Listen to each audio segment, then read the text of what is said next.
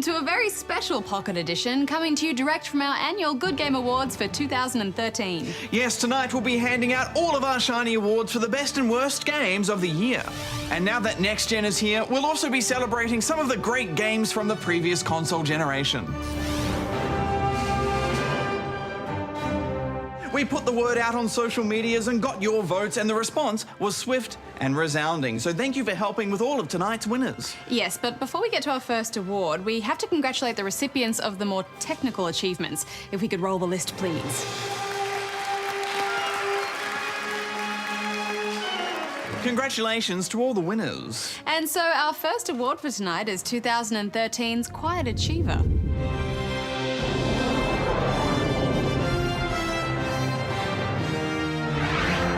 This award goes to a game that may have defied its indie origins or tiny budget to stand tall amongst a forest of AAA releases this year. Darren, the nominations, if you please. Affirmative. The nominations for Quiet Achiever are Papers, Please, Payday 2, The Stanley Parable, State of Decay, and The Wonderful 101. Darren, may I have the envelope? Affirmative. And the winner is The Stanley Parable. You know what? I think what we need right now is a bit of music to lighten the mood. This brilliant slice of interactive fiction, or the walk 'em up as we like to call it, began its life as a Source Engine mod, only to blow us away this year as a superb standalone experience. The witty narration messed with our minds as the game always managed to stay one step ahead of our own curious experimentation. Yes, I don't even know what this game is, but I love it. You, trapped in a glass box with no way out, listening to me talk. The seemingly infinite number of outcomes to the fate of office worker Stanley had everyone who sat down to play it gripped. Congratulations to Davey Reardon, creator of The Stanley Parable, our Quiet Achiever for 2013. Stay tuned, we'll be back with more awards shortly. Good game.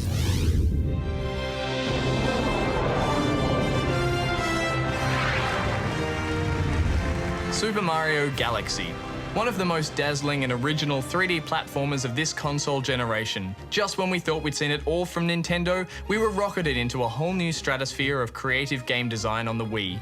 Another shining star of this generation was the puzzling Portal 2. This sequel built on the groundwork laid by the original with a witty story filled with delightful voices and devious puzzles, all with that trademark sense of satisfaction and a co-op mode that let us share through the triumphs and the torment with another lab rat. Journey. The delicate sense of longing that emanates from Journey is one of the game's many strands of melancholy magic. Meeting another character only to later realise they're another lost player trying to find their way was an unforgettable moment that transformed your loneliness to companionship as you surfed the sands and sailed on your scarf towards a fateful destination.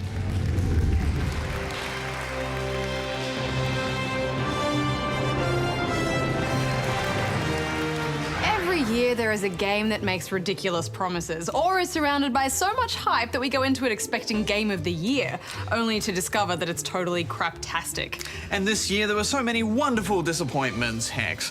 Darren, the nominees, if you please. Affirmative. Our big claim lame game nominees are Fuse, Sim City, Aliens, Colonial Marines, Call of Duty Ghosts, and Star Trek. This way. And the winner is... There you go. Thank you, Darren. Aliens, Colonial Marines. Yes, as if there was any doubt. From the moment it was announced in 2008, Gearbox Software's Xenomorph shooter was on an elevator ride straight to development hell. 5 years of delays and controversy culminated in a game that simply didn't deliver on any of its awesome Aliens potential. In fact, the final Colonial Marines looked nothing like its pre-release trailers or E3 demos. Poor Wii U owners even had their version of the game cancelled. Probably for the best. So, congratulations to Aliens Colonial Marines, our big claim lame game for 2013. We'll be back shortly with more awards. Better luck next time, Randy.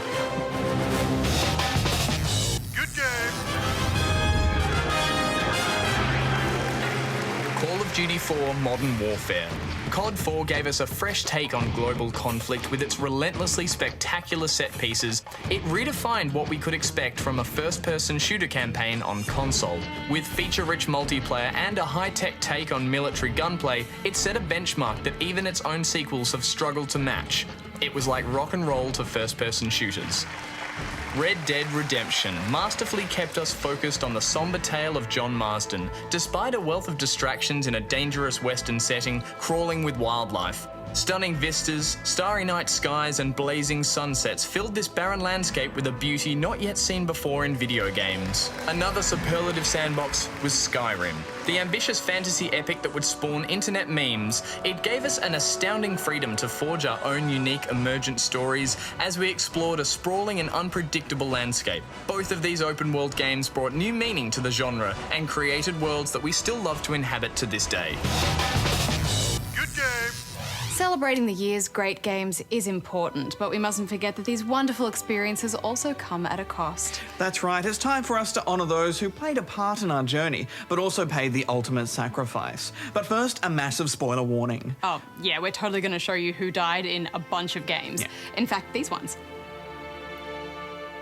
So, if any of those games are still on your pile of shame, then now's probably a good time to take a bathroom break.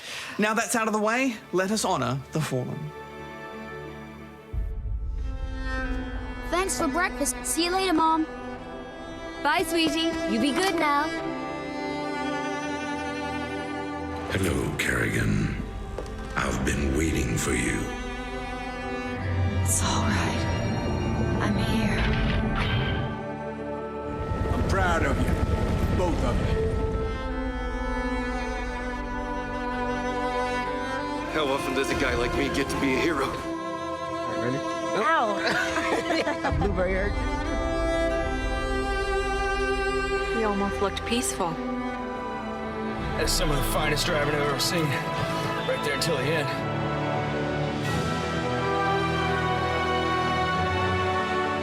Here's to our pirate republic, lads. I'll always be there for you.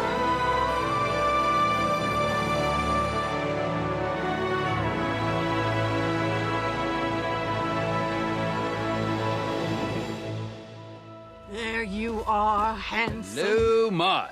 How have you been? Oh, simply wonderful.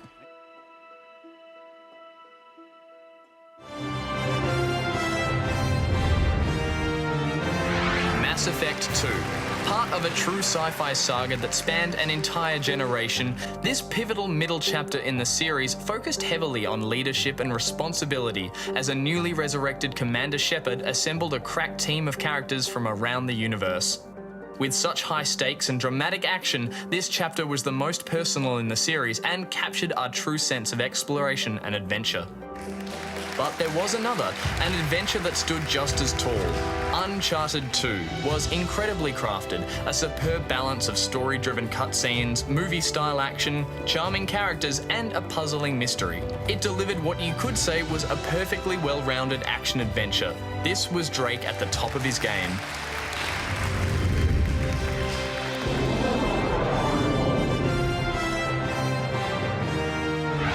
Whether it's a scene that tugs at the heartstrings or an adrenaline-filled, heart-pumping moment, it's always a close category and always fun to revisit. Now, we should warn you that this category does contain some spoilers, as there are a few key moments from some big games nominated. Indeed. Darren, the nominations. Affirmative. This year's nominees for most memorable moment are... finally equipping dual pistols in Tomb Raider. Seeing the giraffes in The Last of Us. Looking out over Los Santos as Trevor in GTA 5. The transcendent conclusion to BIOSHOCK Infinite. And the reveal of the Dino Riders in Far Cry 3 Blood Dragon. What the hell is this? I am the Battle Armor Dragon Assault Strike System. Give me the letter, Darren. Oh, affirmative. There you go. And the winner is BIOSHOCK Infinite.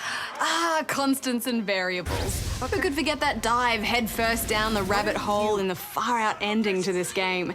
The hints were there all through our adventures in Colombia, but nothing could have prepared us for such a sublime trans-dimensional reveal. Much is left open to interpretation, but it's still one of the cleverest conclusions we've ever played. Congratulations to BioShock Infinite, the winner of our most memorable moment for 2013. We'll be back shortly with our final award, Game of the Year.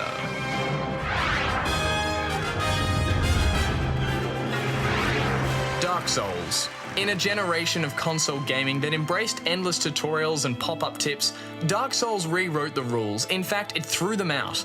Eerie, haunting, frightening, Dark Souls was just as much about challenging your controller skill as it was to decipher the death-dealing AI and labyrinth world. The legacy of Souls will echo into the ears of the next generation, and long may it ring.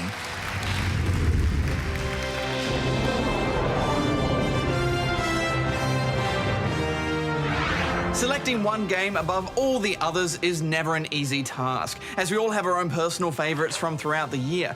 But after poring over all of your votes and much heated debate, we have finally selected one winner. Darren, the nominations, please. Affirmative. The nominees for this year's best game are Fire Emblem Awakening, Tomb Raider, The Last of Us. The girl. Is she alive? What girl? Grand Theft Auto 5.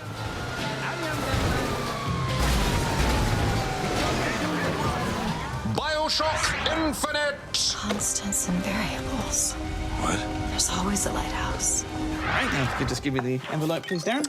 Affirmative. There you go. The winner is The Last of Us. Can't be any worse out there. Can it? As we travelled from season to season, we were shocked, thrilled, and occasionally brought to tears. Everyone I have cared for has either died or left me. Everyone except for you. Add to that an outstanding musical score and an astoundingly brave ending, and we were all left in awe of Naughty Dog's achievement. Can't deny that view. Congratulations to The Last of Us, our winner for Best Game of 2013.